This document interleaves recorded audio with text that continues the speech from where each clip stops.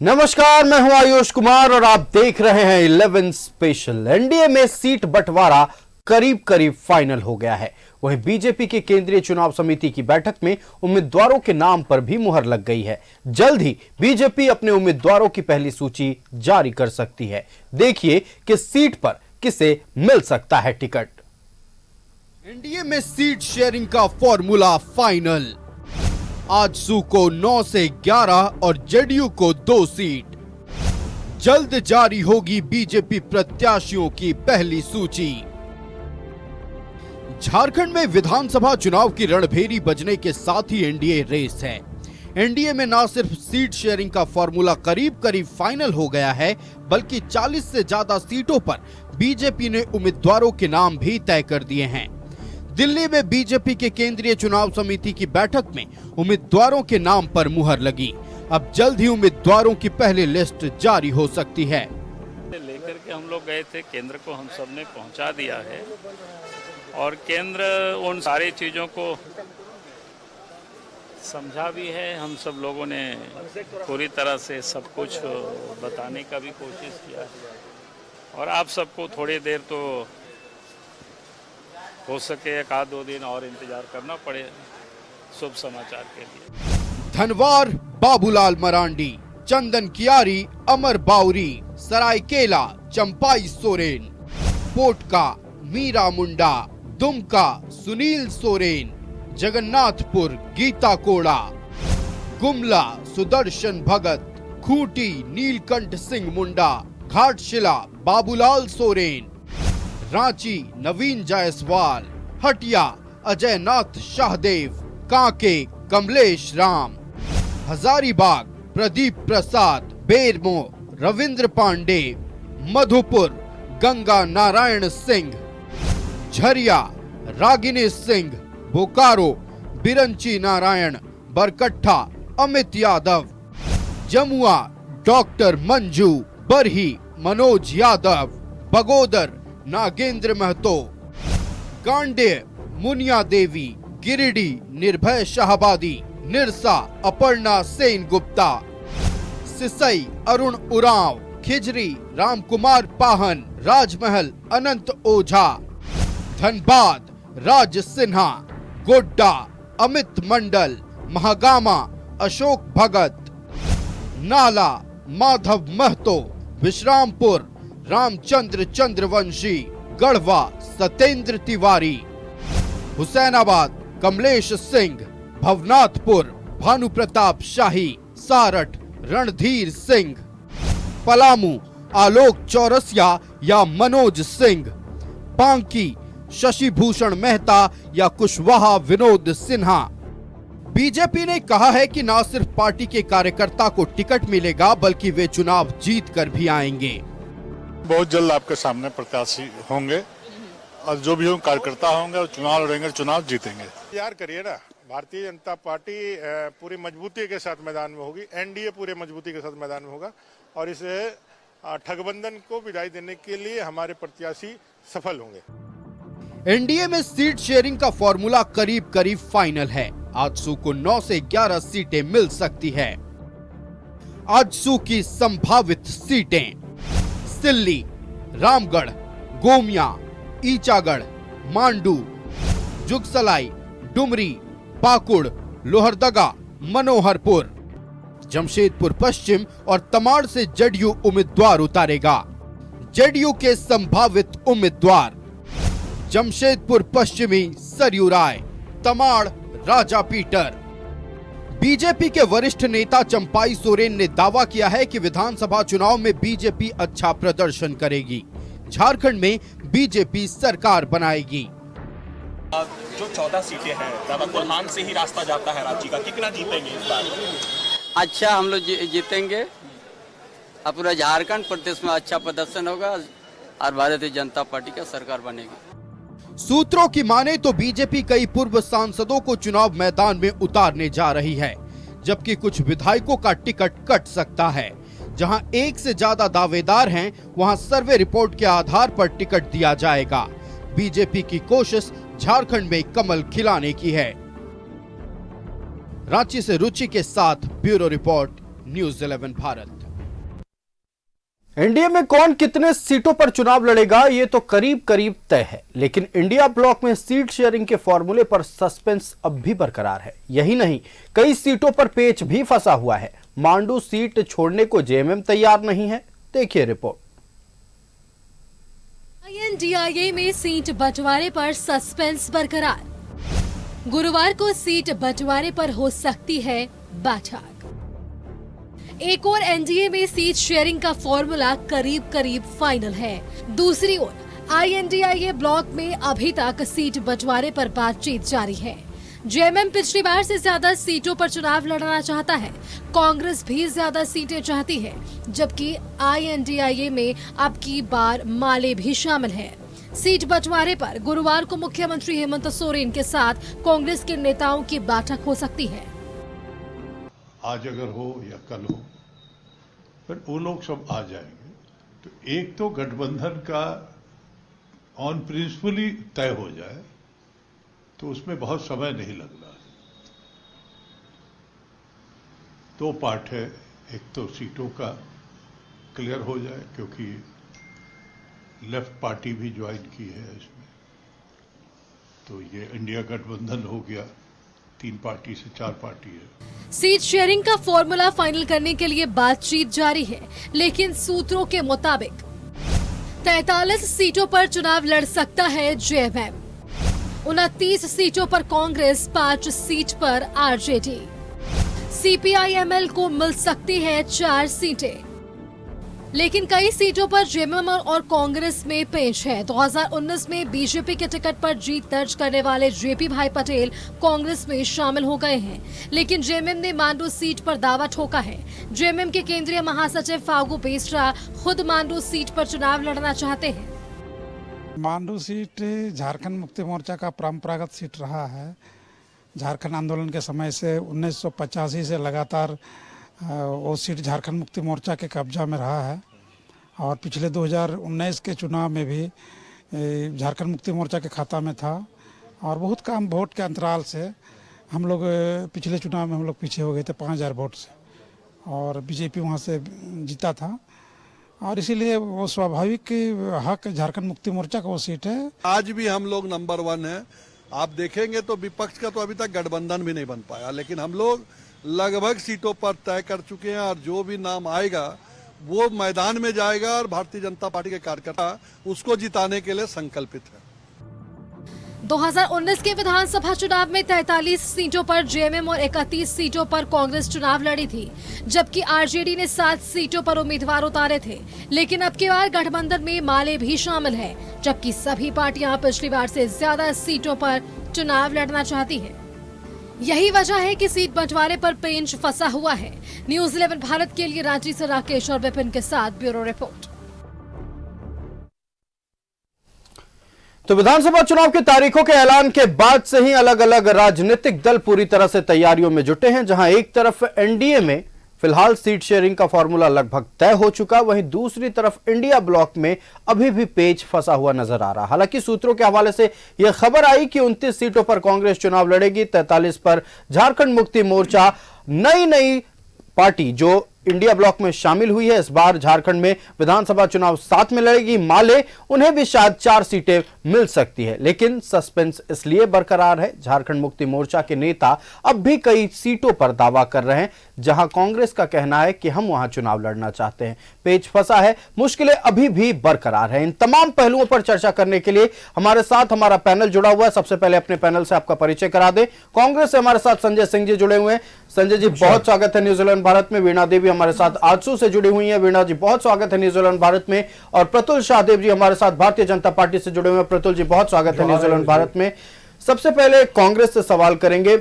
आपके सहयोगी दल झारखंड मुक्ति मोर्चा सहमति क्या नहीं बन रही? अब भी लगातार दावा कर रहे हैं कई सीटों पर, खास करके आपने फागू बेसरा को सुना, उन्होंने कहा कि परंपरागत सीट है मांडू झारखंड मुक्ति मोर्चा के लिए, इसीलिए वो उस सीट से चुनाव लड़ना चाहते हैं। जहां एक तरफ कांग्रेस का कहना है कि वो सीट पर वो अगर चुनाव लड़े, आप लोग अगर चुनाव लड़े तो आप जीत जाएंगे। क्या अब भी सस्पेंस बरकरार है? क्या अब भी पेच फंसा हुआ कुछ सीटों को लेकर?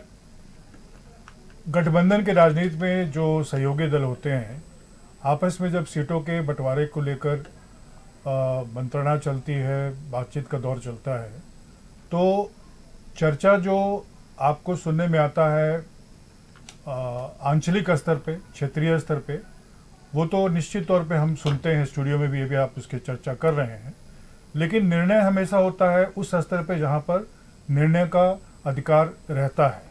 जैसे झारखंड मुक्ति मोर्चा में ये निर्णय जो पार्टी के कार्यकारी अध्यक्ष हैं श्री हेमंत सोरेन जी और माननीय श्री शिबू सोरेन जी गुरु जी जो अध्यक्ष हैं, उनको लेना है जी। और हमारी पार्टी में ये निर्णय प्रदेश जो हमारे राष्ट्रीय अध्यक्ष हैं खड़गे साहब और नेता प्रतिपक्ष राहुल गांधी जी और बाकी जो कांग्रेस के CWC का जो वर्किंग कमेटी का, इलेक्शन कमेटी का जो निर्णय होता है उसको लेना है। तो हमको लगता है कि कुल मिलाकर माले और RJD, कांग्रेस, झारखंड मुक्ति मोर्चा, ये सभी पार्टियां लगभग अपने अपने सीटों का आकलन करके एक फॉर्मूला बना लिया है, क्योंकि विनेबिलिटी एक बहुत बड़ा फैक्टर है और इस बार का चुनाव बहुत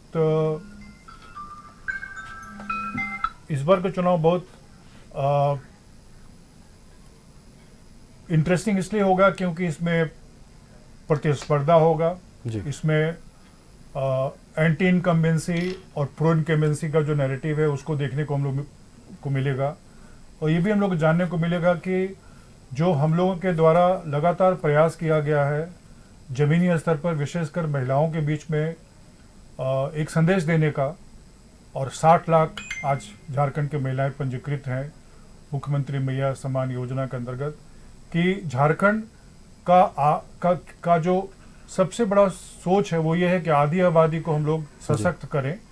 और आधी आबादी में अगर देखा जाए तो झारखंड का जो कुल महिला मतदाता की संख्या है वो करीब 1 करोड़ 20 लाख है। तो आप अनुमान लगा सकते हैं कि झारखंड पहला प्रदेश इस देश का बना है जहां पर आधी आबादी को हम लोग एक ऐसे योजना से जोड़े हैं जिसमें उनकी आर्थिक सबलता को हम लोग प्रमुखता दिए हैं, क्योंकि हमने देखा है ग्रामीण क्षेत्रों में विशेषकर महिलाओं को बहुत मुश्किल होता है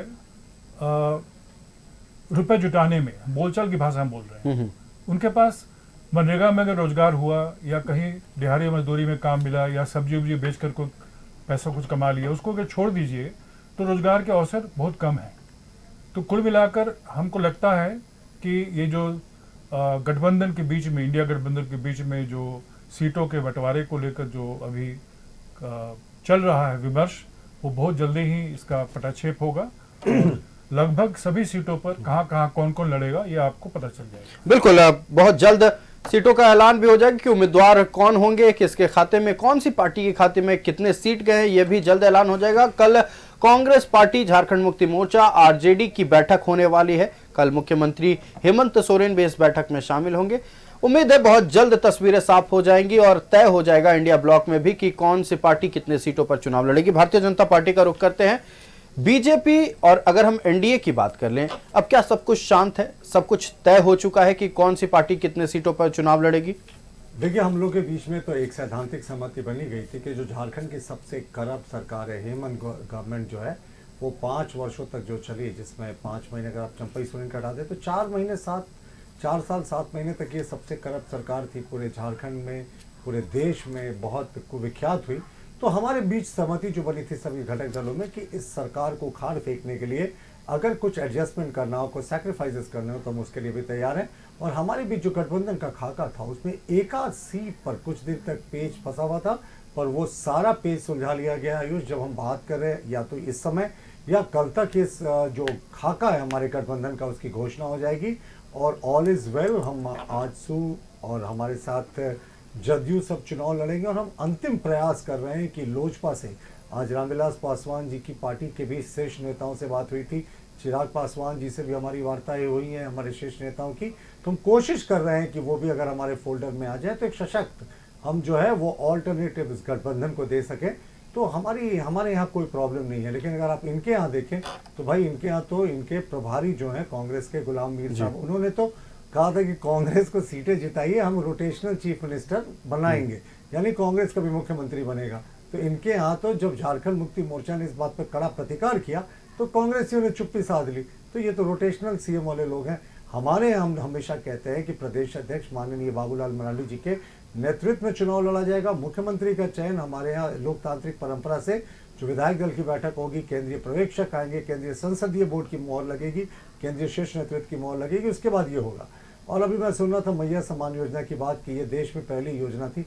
अरे साहब, आप कैसे लाडली लक्ष्मी योजना को भूल गए? मध्य प्रदेश की वो तो फ्लैगशिप योजना थी। असम में इसी तरह की योजना चल रही है, अरुणोदय योजना जी। छत्तीसगढ़ में इसी तरह की योजना चल रही है, राजस्थान में भी इसी तरह की योजना चल रही है। तो कैसे इसको आप अपना कह रहे हैं? और देखिए, ये अंतिम 2 महीने में नियत का फर्क कहाँ होता है आयुष? अंतिम 2 महीने में इन्होंने मैया सम्मान योजना लागू किया, हमारा कोई विरोध नहीं, पर 57 महीने तक क्या ये सिर्फ लूट खसोट और भ्रष्टाचार में लिप्त रहे कि इनको मैया सम्मान की याद नहीं आई? 7200 बेटियों के साथ उनकी अस्मत लूटी गई, जिसमें 1/3 जो बेटियां हैं वो SC और ST से समुदाय से आती हैं। उस समय आपको मैया सम्मान की याद नहीं आई और आपने 1000 रुपया दिया। जब हम लोगों ने बिना किसी सरकारी महकमे के 50 लाख से ज़्यादा फॉर्म भरवा लिए, तब इनकी नींद टूटी। और इन्होंने 1000 रुपया की जो योजना थी उसके लिए तो आयुष पूरी सरकारी मशीनरी का उपयोग किया था। जितने DC, कलेक्टर, CO, कर्मचारी सब लगे थे, क्योंकि उस समय आचार संहिता नहीं लागू हुई थी। फिर भी ये 47 लाख फॉर्म भरवा पाए। और ये 60 लाख ऐसे लोगों को देने की बात कर रहे हैं, क्योंकि अभी भी सरकारी आंकड़ों में 47 लाख लोगों तक ये बेनिफिट पहुंचाने का दावा किया जा रहा है। दावा मैं इसलिए कह रहा हूं क्योंकि इस पर कोई श्वेत पत्र नहीं आया कि कितनों के अकाउंट में ये फिलहाल जा रहा है। और जब हम लोगों ने गोगो दीदी योजना लागू की और हमारी नीयत उनकी नीयत में फर्क देखिए, इन्होंने अंतिम 2 महीने में इस योजना को लागू किया। हमने कहा हम पहले कैबिनेट से पहले महीने से 60 महीने तक महिलाओं को आर्थिक रूप से थोड़े सुदृढ़ करने के लिए 2100 रुपये की योजना चलाएंगे। तो उसके बाद इन्होंने 2500 रुपये उस राशि को कर दिया। लेकिन आयुष, सबसे बड़ी बात कि 2500 रुपया किया तो इसे दिसंबर से करने की क्या आवश्यकता थी? जिस समय कैबिनेट ने इसे 2500 किया, उस समय तो मॉडल कोड ऑफ कंडक्ट नहीं लगा था। कैबिनेट ने लगी थी कि साहब, हमने 3 महीने पहले जिस योजना की शुरुआत की, हम 3 महीने पहले से 2500 देंगे, ना तो यह आचार संहिता का उल्लंघन होता और ये उस समय नोटिफाई भी हो जाता। लेकिन नहीं साहब, मुख्यमंत्री जी को पता है ना कि ये फिर से दोबारा आने वाले नहीं है। ये अंतिम सोरेन डायनेस्टी के अंतिम सुल्तान है, इसलिए इन्होंने घोषणा कर दी 2500 देंगे। हमें कोई आपत्ति नहीं, महिलाओं को आप सशक्त करें, लेकिन नीयत का फर्क होता है। आपको 57 महीने आप गहरी नींद में सोए रहे। जो रिप वैन विंकल एक बड़ा फेमस कैरेक्टर था, वो जो सो गया था 20 वर्षों के लिए, उसी तरीके से सरकार 57 महीने तक सोई रही। अंतिम 2 महीने में देखा कि निश्चित हार होने वाली है। आनंद फानंद में मैया सम्मान योजना लागू किया। और आयुष, सबसे बड़ी बात, 1000 रुपये देने पर मैया सम्मान यात्रा भी निकाल दिया और अब 2500 रुपये कर रहे हैं। वो भी बैकडेट से नहीं किया, चाहते तो कर सकते थे। हमारी योजना देखिए, इसी तरीके का इन्होंने हरियाणा में प्रयास किया था। हरियाणा में 6000 रुपये देने की कोशिश की थी, पर बीजेपी वहां भी 2100 रुपये दे रही थी। लोगों को मोदी जी की गारंटी पर विश्वास था और उन्होंने कांग्रेस के 6000 रुपये के कोरे वादे को रिजेक्ट कर दिया। तो ऐसे ही कुछ झारखंड में दिखने वाला है। हमारे गठबंधन की बात है तो बिल्कुल मैं कह रहा हूँ, हम बात कर रहे हैं, या तो इस समय या कल तक पूरा खाका खिंच जाएगा और हमारे उम्मीदवारों की जो 98% 1-2 सीटों को छोड़कर सारी सूचियां मुझे लगता है 1-2 दिनों के भीतर जारी हो जाएगी। चलिए, बिल्कुल, आधी आबादी को लेकर लगातार बहस छिड़ी हुई है। मैया सम्मान योजना हो, गोगो दीदी योजना हो, अलग अलग पार्टियां अलग अलग दावे कर रही हैं। हमारे साथ आज जो पार्टी से वीणा देवी जी हैं।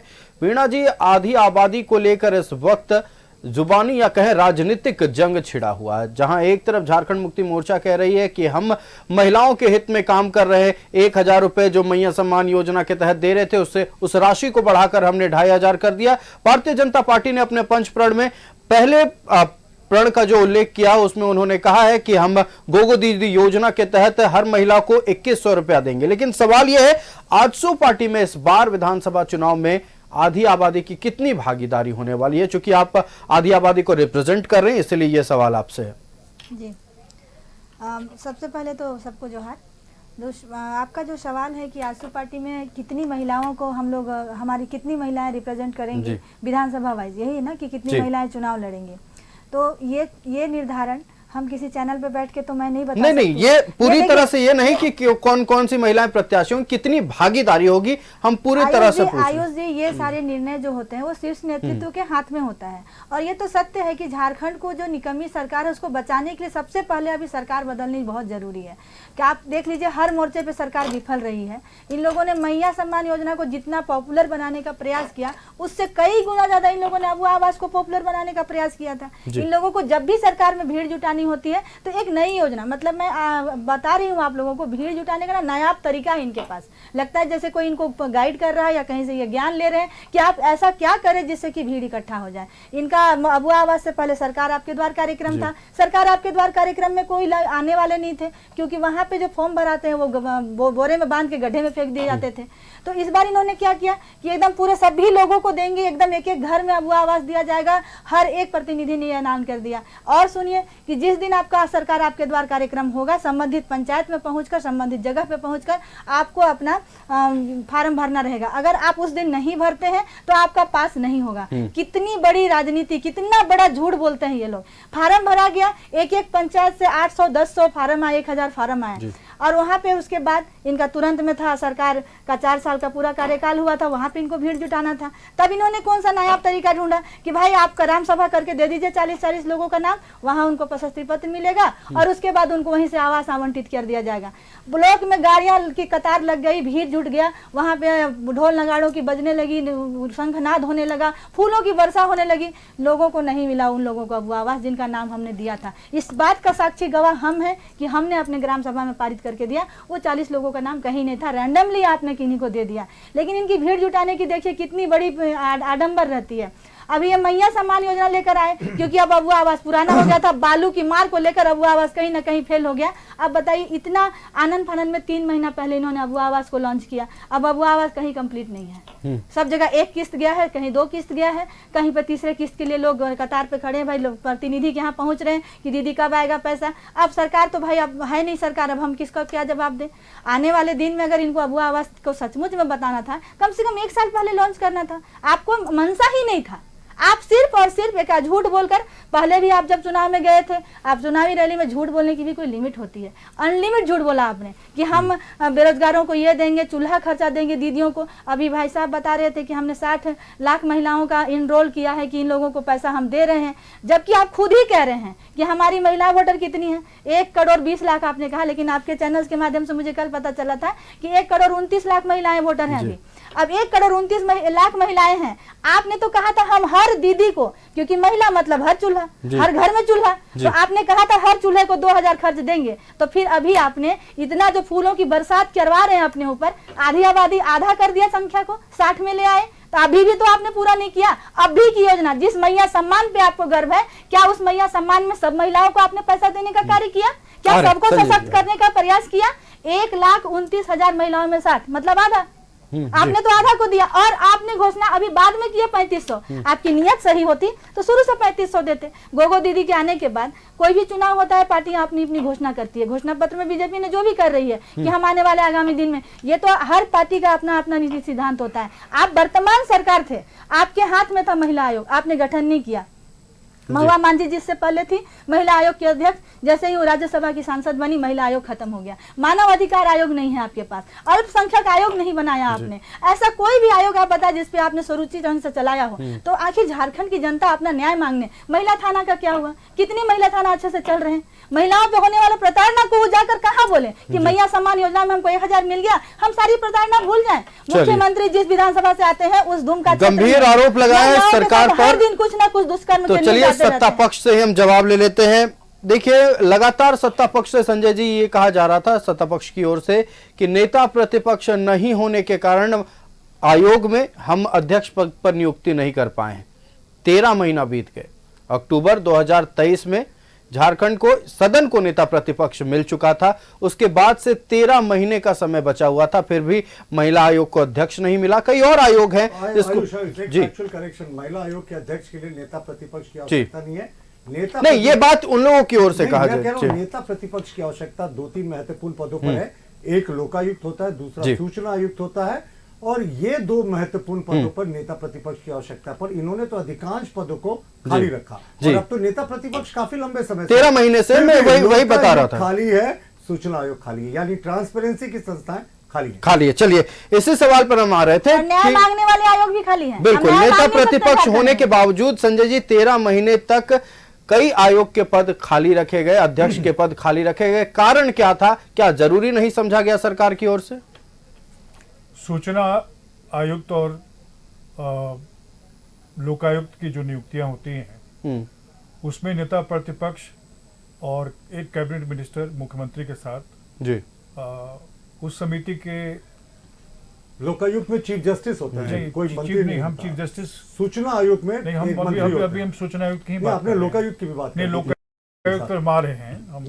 ठीक क्रमवार आ रहे हैं हम, उसको क्रमवार फैक्चुअली करेक्ट इन्फॉर्मेशन नहीं देते हैं। तो लोकायुक्त में मुख्य जो हमारे राज्य के बेसिकली चीफ मिनिस्टर होते हैं और हमारे जो स्टेट के कैबिनेट मिनिस्टर होते हैं। नहीं, लीडर ऑफ अपोजिशन और चीफ जस्टिस नहीं, ये 3 लोगों की समिति लोकायुक्त का चयन करती है। लोकायुक्त की बात पे ही तो हम आ रहे हैं, लेकिन अभी हम बात कर रहे हैं अभी आप लोकायुक्त का संजय जी। ठीक है, सूचना आयोग के बारे में ठीक है ना। नहीं, आप लोकायुक्त की बात करके गलत इन्फॉर्मेशन दे रहे हैं। देखिए मैं फैक्चुअली करेक्ट करूं, मेरा कोई आपको इंसल्ट करने का इरादा नहीं है। संजय जी, आप ये बता दीजिए ना कि महिला आयोग का गठन में आपको क्या दिक्कत है? लोकायुक्त, सूचना आयोग, चलिए बातें सुन लेते हैं। वीणा जी जवाब सुन लेते हैं। प्रतुल जी जवाब सुन लेते हैं। गठन में क्या समस्या था? चलिए जवाब सुन लेते हैं। इंटरप्शंस के चलते थोड़ा ठीक है संजय जी, बातें प्रवाह जो है प्रभावित जी जवाब दें।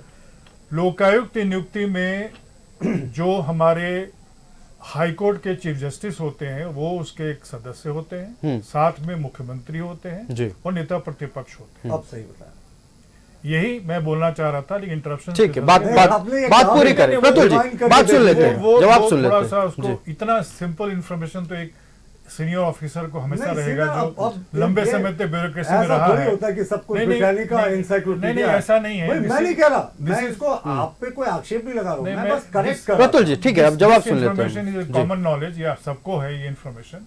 नहीं, ये आप कैसे कह सकते हैं? लेकिन अब आइए जो मूल प्रश्न है कि ये नियुक्तियां क्यों नहीं हुई। इंफॉर्मेशन कमिश्नर के अपॉइंटमेंट्स नियुक्तियों के लिए विज्ञापन निकाला है कार्मिक विभाग, और आवेदन जो बढ़े गए हैं वो प्राप्त कार्मिक को हो गया है। अब निश्चित तौर पे आचार संहिता लग गया है, तो ये नियुक्तियां जो 13 महीनों तक संजय जी, अब नेता प्रतिपक्ष बनने के बाद 13 महीने तक ये प्रक्रिया चलती रही। राजनीतिक निर्णयों को हम लोग प्रभावित नहीं करते, ठीक है।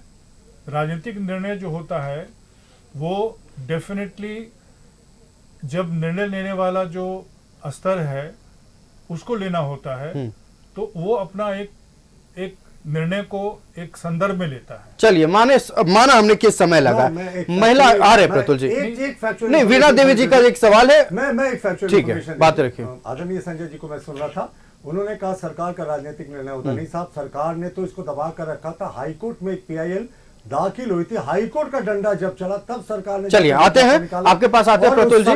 हाईकोर्ट के आदेश पर यह नियुक्ति की प्रक्रिया बढ़ी, वरना सरकार ने सारी ट्रांसपेरेंसी वाली संस्थाएं जहां से इंफॉर्मेशन आ सकता था, करप्शन के खिलाफ वार हो सकता था, सब लोकायुक्त को भी आपने अभी तक रोक कर रखा। सूचना आयोग में चलिए आ रहे प्रतुल जी, पहले वीणा जी के सवाल का जवाब ले लेते हैं। ठीक है, आप कह रहे हैं नेता प्रतिपक्ष आ रहे कंप्लीट कर ले जी। ये जो मैंने एक आंकड़ा दिया, लगभग 60 लाख मैंने बतलाया जी पंजीकृत हुई है महिलाएं। ये BPL श्रेणी की महिलाएं हैं।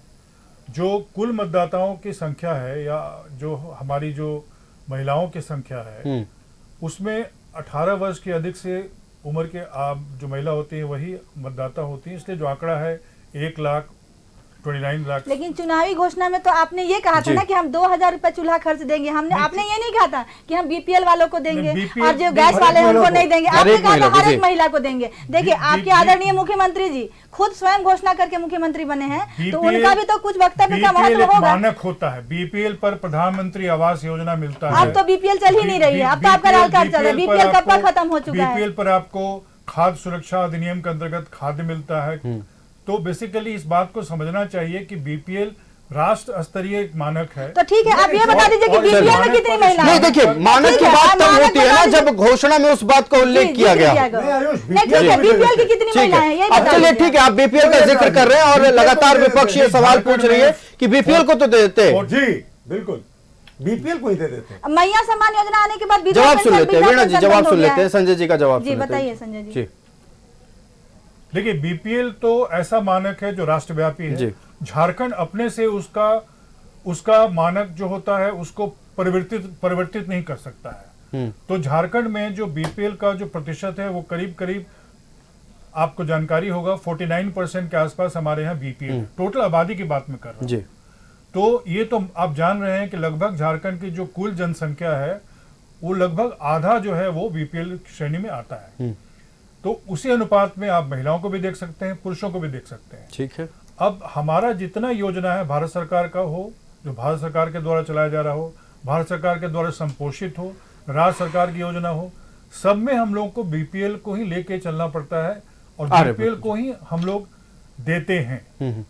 और जो सर्वजन पेंशन योजना है, ठीक है, आप कहते हैं बीपीएल को देते हैं, बीपीएल को मिला क्या? चूल्हा खर्च की जिस बात का जिक्र किया था आपने, तो फिर सर्वजन पेंशन योजना क्यों लाए आप, जब आपको बीपीएल पे बात कर रहे हैं? सर्वजन पेंशन योजना का आधार होता है, उसका आधार होता है सामाजिक सुरक्षा उनको देना जिनका आयु हो गया है वृद्ध होने का। वृद्ध होने का मतलब ये नहीं होता है कि वो बीपीएल में हो, बीपीएल प्लस वृद्ध को हम लोग मानते हैं। चलिए, तो लगातार वादों को लेकर चर्चा हो रही है कि 2019 में क्या वादे किए गए थे, हर एक पहलू पर चर्चा करेंगे और कौन से वादे इस बार विधानसभा चुनाव में होंगे इस पर भी चर्चा करेंगे। हमारे साथ पैनल में झारखंड मुक्ति मोर्चा से बटर सिंह देओल जी भी जुड़ चुके हैं, लेकिन फिलहाल हम जाते भारतीय जनता पार्टी के पास। लगातार जब जब सवाल उठ रहे थे कि चूल्हा खर्च को लेकर जो झारखंड मुक्ति मोर्चा ने 2019 के घोषणा पत्र में जिक्र किया था, इस बात को लेकर आप लोग लगातार सवाल उठाते रहते हैं। उस वक्त जब हम आयोग की बात कर रहे थे, आप उस वक्त कुछ कहना चाह रहे थे प्रतुल जी? देखिए, ट्रांसपेरेंसी से जुड़ी जितनी संस्थाएं थी, इस सरकार ने सबको पंगु बना दिया। पूरे जो लास्ट लोकायुक्त थे उनकी असामयिक मौत हो गई थी, उसके बाद लोकायुक्त का पद लंबे समय तक खाली था। और देखिए आयुष, ये लोग क्या कहते थे कि साहब नेता प्रतिपक्ष नहीं है तो हम कहाँ से लोकायुक्त की नियुक्ति करें। सूचना आयुक्त का पद खाली था, मुख्य सूचना आयुक्त का पद खाली था, फिर से वही बहाना था सरकार के पास कि साहब नेता प्रतिपक्ष नहीं है तो हम कहाँ से नियुक्ति कर सकते हैं। और जब नेता प्रतिपक्ष की नियुक्ति हो गई तो उसके बाद लंबा अंतराल बीत गया, लेकिन इन्होंने कोई पहल नहीं की। क्योंकि देखिए, ये संस्थाएं, सूचना आयोग से आपको सरकार के भीतर की करप्शन की सूचनाएं, गड़बड़ी की सूचनाएं, वो सारा आरटीआई के तहत निकल सकता है। दूसरा, लोकायुक्त एक ऐसी संस्था है जो मुख्यमंत्री को छोड़कर, मुख्यमंत्री उसके दायरे में नहीं आते, तमाम कैबिनेट मिनिस्टर्स के खिलाफ जो जांच कर सकती है और अपनी अनुशंसा विधानसभा को वो सबमिट करती है। हालांकि यहाँ भी लोकायुक्त को और टीथ देने की आवश्यकता है, कर्नाटका की तर्ज पर लोकायुक्त पुलिस की भी आवश्यकता है। बहरहाल जब हमारी सरकार आएगी तो जरूर हम इस मुद्दे पर मंथन करेंगे। तो मैं आपको वही कह रहा था कि इस सरकार ने सभी ट्रांसपेरेंसी वाली संस्थाओं को पंगु बना दिया। और दूसरी बात मैं एक और सुन रहा था कि अभी आदरणीय संजय जी कह रहे थे कि भाई बीपीएल के लिए वो चूल्हा खर्च की योजना थी, हमें क्या एतराज है साहब, आप बीपीएल को ही दे देते ना चूल्हा खर्च, क्या एतराज था?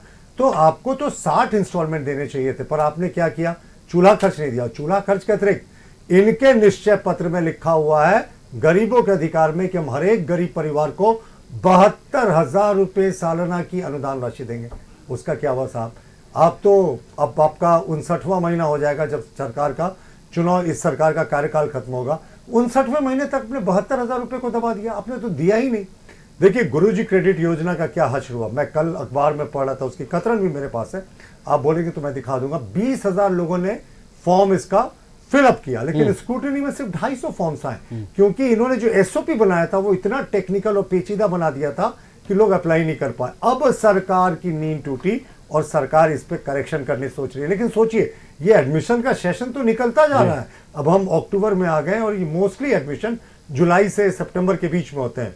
और ये सरकार का ये तो 25 रुपए पेट्रोल की जो सब्सिडी थी ना, वैसे इन्होंने गुरुजी क्रेडिट कार्ड का हश्र कर दिया। 25 रुपए पेट्रोल की सब्सिडी आयुष आज तक की इनकी सबसे विफल योजना थी। इस वित्तीय वर्ष में तो इन्होंने ना मुख्य बजट में उसका प्रावधान किया, ना सप्लीमेंट्री बजट में प्रावधान किया, यानी ये योजना इन्होंने बंद कर दिया। उस समय मुख्यमंत्री जी ने बड़े बड़े पन्नों का विज्ञापन छपवाया था कि साहब देश की पहली सरकार, गरीबों को 25 रुपए प्रति लीटर पेट्रोल में सब्सिडी। उसको कितना टेक्निकल कर दिया, ड्राइविंग लाइसेंस को जो उनके गाड़ी का ओनरशिप था उससे जोड़ा, उसको पोर्टल में अपलोड करो, बिल जब भी आप ले रहे हो बिल की कॉपी रखो, महीने के अंत में उसको स्कैन करो, फिर पोर्टल पर अपलोड करो, फिर इसका वेरीफाई होगा, फिर बैंक पेट्रोल पंप से वेरीफाई करेगा, उसके बाद आपके खाते में जाएगा। कभी भी किसी गरीब को इसका फायदा नहीं मिला। तो यही इस हवाई सरकार की रियलिटी चेक है। और बीपीएल की जो बात कर रहे हैं, इन्होंने तो 5,000 रुपया ग्रेजुएट और 7,000 रुपया पोस्ट ग्रेजुएट को जो स्कॉलरशिप देने का या प्रोत्साहन राशि देने का जिक्र किया था अपने निश्चय पत्र में। उसमें तो कहीं नहीं कहा था कि बीपीएल को देंगे, वो तो सभी को बराबर देने की बात कही थी। क्या हो गया साहब, एक भी बेरोजगार को इन्होंने नहीं दिया। कल्याण विभाग से वो राशि सरेंडर हो जाती है, अभी भी किसी भी बेरोजगार को ये बता दे अब वो आवास बड़ी फ्लैगशिप योजना थी इनकी। मुख्यमंत्री जोर शोर से कहते थे सबका अलग अलग कमरा, अटैच बाथरूम, फलाना ढिमाना, पता नहीं क्या क्या कैसी कैसी बातें करते थे। अब वो आवाज का क्या हाल हुआ? पहले सिर्फ 2 इंस्टॉलमेंट पिछले वित्तीय वर्ष की इन्होंने रिलीज किया है। इस वित्तीय वर्ष का कोई इंस्टॉलमेंट अगर रिलीज किया हो तो फैक्ट चेक कराएं।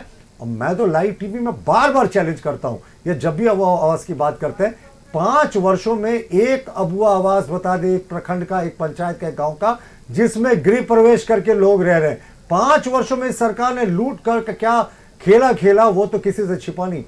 पत्रकारिता जगत को, चौथे स्तंभ को किस तरीके से डराया, धमकाया, जिस पैनल में हम बैठे वहां के पत्रकारों पर फर्जी केस किया, दूसरों से करवाया, तमाम आपके एंकर्स पे, आपके मालिक पे करवाया, लेकिन ये तो आपको दाद देनी होगी कि आप झुके नहीं।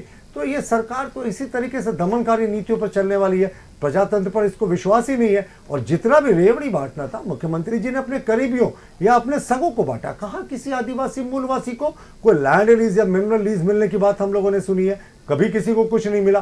तो इनको बताना चाहिए कि आखिर रियलिटी चेक क्या है। ये जो बड़ी बड़ी बातें करते हैं। अच्छा, इन्होंने कहा था कि जो हम हर एक बेटी को कन्यादान में 51,000 रुपए की राशि देंगे, किसको किसको दिया? सोने का सिक्का देंगे, कहां सोने का सिक्का दिया? तो ये सब सिर्फ हवाई घोषणा वाली सरकार थी। हाँ साहब, बालू की लूट खूब हुई। बालू का लूट आपने देखा ना, एनजीटी के बैन के बावजूद 15 अक्टूबर से पहले और 10 जून के बीच में लगातार खनन होता रहा। और वो थाने की पुलिस जो थी वो ड्यूटी निभाती रहती थी कि कोयला जो बालू के तस्कर है वो निकलते रहे। अरूप चटर्जी जी वरीय पत्रकार ने जो मुकदमा किया, उसको मुकदमा दर्ज नहीं किया सरकार ने। जब वो हाईकोर्ट गए तो उसके बाद 1,20,000 करोड़ के धनबाद के कोयला खनन घोटाले पर सीबीआई को पी दाखिल करने का हाईकोर्ट ने निर्देश दिया। अब तो सीबीआई इस बात की जांच करेगी कि संभवतः देश का सबसे बड़ा घोटाला जो वरीय पत्रकार अरूप चटर्जी जी ने एक्सपोज किया था, वो भी मुझे लगता है एक बड़ा इशू बनेगा। तो ये जाहिर तौर पर पूरे तरीके से सरकार का जो फोकस था वो लूट खसोट भ्रष्टाचार पर लगा रहा। तो मुझे लगता है ये चुनाव की घोषणा से भारतीय जनता पार्टी तो उत्साहित है, बिल्कुल, लेकिन इससे ज्यादा हमारे जनता उत्साहित है, क्योंकि अब इनके पास आ गया है वोट से चोट करने का समय। तो पिछले 5 साल में आपने जिस बात का जिक्र किया प्रतुल जी, पिछले 5 साल में अवैध खनन को लेकर कई गिरफ्तारियां हुई, कई लोगों पर आरोप भी लगे और न्यूज 11 भारत की ओर से भी लगातार ये कोशिश की गई कि जहां जहां अवैध खनन हो रहा है, जो लोग इसमें संलिप्त है, हम उनके नाम उजागर करें, उनके चेहरे उजागर करें। हालांकि ठीक है, कुछ लोगों ने हमें रोकने की कोशिश की, लेकिन सच कितने दिनों तक छुपाया जा सकता है? कोर्ट में मामला पहुंचा, मुकदमा किया जी, 2 दिन पहले भी मुकदमा एक दर्ज किया गया। हम इस पे कल चर्चा भी कर रहे थे। जी जी, हमारे एग्जीक्यूटिव एडिटर और एंकर भी है साथ में, अभिषेक सिन्हा, आपके एक कर्मचारी और हमारे एक एक्स कर्मचारी पर भी, जो कि पूर्व कर्मचारी है, जो पिछले 2 सालों से हमारे चैनल के साथ जुड़े हुए नहीं है, उन पर भी मुकदमा दर्ज किया गया। चलिए, ये तो खैर इस बारे में बात होगी, हम रुक कर लेते हैं। झारखंड मुक्ति मोर्चा का हमारे साथ बटर सिंह देवल जी जुड़े हुए हैं। बटर जी, आज भी जब झारखंड मुक्ति मोर्चा की ओर से प्रेस कॉन्फ्रेंस किया गया, अब भी चुनाव की तारीखों को लेकर ही बोला गया है। यह कहा जा रहा था कि भारतीय जनता पार्टी के इशारे पर चुनाव आयोग ने इन तारीखों का ऐलान किया है। अब जब सभी राजनीतिक पार्टियों में तैयारियों का दौर शुरू है, आज भी झारखंड मुक्ति मोर्चा ये क्यों कह रही है कि तारीख से दिक्कत है? देखिए आयुषी, सबसे पहले तो मैं बता दूं कि हमारा जो ऑब्जेक्शन था उसको हमने लोगों तक बताने की बात की कि क्या हुआ, बट अब जब तारीख चालू हो चुकी है तो हम तो पीसीआर से मैं रिक्वेस्ट करना चाहूंगा, ऑडियो ग्लिच आ रहा है, थोड़ा उसे देख लें। ये तो बताना चाहूंगा, ऑडियो ग्लिच आ रहा है, ऑडियो नहीं आ रही, मेरी आवाज नहीं आ रही? ठीक, अब आ रही है बटर जी, मेरी आवाज आ रही? तो देखिए, हम तो इलेक्शन मोड में आ ही चुके हैं, बट जनता को ये बताना तो जरूरी है ना कि जो एम्पायर, जिसको मैच को नॉन पार्टीशन वे से जज करने के लिए जो एम्पायर नियुक्त किया जाता है, वो नॉन पार्टीशन नहीं है। और क्यों नॉन पार्टीशन नहीं है? ये पर्टिकुलर इस बार का इलेक्शन कमीशन नॉन पार्टीशन इसीलिए नहीं है कि उनका जो चुनाव हुआ, उनका जो सिलेक्शन हुआ है, वो गलत तरीके से हुआ। पहले क्या था कि एक नेता प्रतिपक्ष, leader of the opposition, prime minister and chief justice of India. अब देखिए, बीजेपी को चीफ जस्टिस ऑफ इंडिया पसंद नहीं थे, उन्होंने उनको हटा के अपनी पार्टी का एक नेता रखा कि 2 वोट हमारे, 1 वोट किसी का भी, जो हम चाहेंगे, जिसको हम चाहेंगे वो बैठाएंगे, तो जिसको बैठाएंगे वो उसका काम करेगा। चुनाव की बात कर रहे थे आप, मुद्दा कहीं और लेकर जाना चाहते हैं बटर जी? अरे तो चुनाव की तारीख मैंने डिक्लेयर की, इलेक्शन कमीशन ने। इतना गुस्सा किस बात का? ये आक्रोशित क्यों हो रहे हैं? आप जवाब दे बटर जी। नहीं तो आप तो ऐसे बात कर रहे हो, मैं तो बता रहा हूँ ना आपको, मैं जनता को बता रहा हूँ। ऐसा थोड़ी है कि हम बोलेंगे कि नहीं हम इलेक्शन नहीं लड़ेंगे, हम इलेक्शन तो लड़ ही रहे हैं, पर जनता को बताना हमारा फर्ज बनता है कि जो एम्पायर चुना है वो एम्पायर बेईमान है आज के दिन में। देखिए ये अब बात करते हैं योजनाओं की। योजनाओं पे हम तो हमेशा से कहते आ रहे हैं कि बहुत सारी योजनाएं हैं। अब मैं कुछ बोलूंगा, कहीं और का एग्जांपल दूंगा तो प्रफुल्ल जी बोलेंगे हम झारखंड में बैठे हैं, तो झारखंड में बीजेपी की सरकार नहीं है तो मैं कहाँ का एग्जाम्पल दूं? और आप आने वाली भी नहीं है तो मैं बीजेपी का एग्जाम्पल दूंगा तो झारखंड का चुनाव की चर्चा हो रही है। आयुष आपसे यही सीमित रखे, अब कनाडा चले जाएंगे। बटर जी देखिए हम लगातार चर्चा कर रहे हैं झारखंड विधानसभा चुनाव को लेकर, दिन भी कम बचे हुए हैं, मुद्दों पर बात करते हैं, झारखंड के मुद्दों पर बात करते हैं। मुझे बीजेपी के बारे में बोलना होगा तो मैं कहाँ का बीजेपी के बारे में, झारखंड में तो बीजेपी का राज है नहीं, तो मैं क्या गिनाऊं? कुछ नहीं बोलूं जी।